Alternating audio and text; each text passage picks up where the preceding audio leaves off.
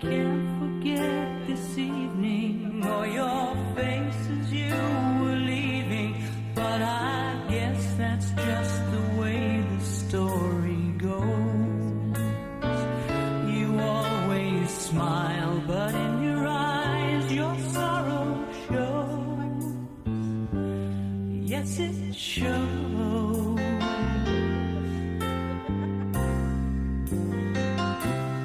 No, I can't forget tomorrow when I think of all my sorrows.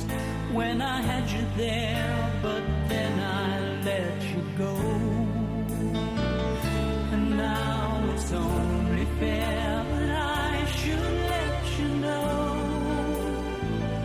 what you should know.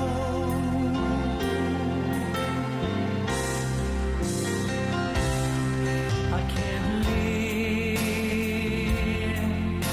if living is without you. I can't give, I can't give anymore. I can't live if living is without you. Can't give. Ano ba siya? Ay, di yung akin, pwede mag-piso araw-araw eh. Ibig sabihin, nung andyan kayo nagtatrabaho, ano pa rin kayo ng utang? Nung umalis si Richard, nakaano na kayo nun? Nakaalawa na. May kunti ng ipon. Di bali nang hindi malaki. Pero Basta ito may... kambing, ang dami. Wala. Papasyal din sila. Baka may sasalubungin din.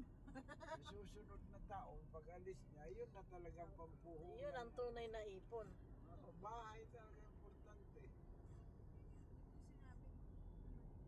Kaya hay na yung susunod na alis na Richard. Sa unang alis talaga, baon sa utang. Pangalawang alis, medyo Pero makakaipon. laki rin ang utang ninyo nandito kayo. Tapos ngayon na ano, wow, ang ganda.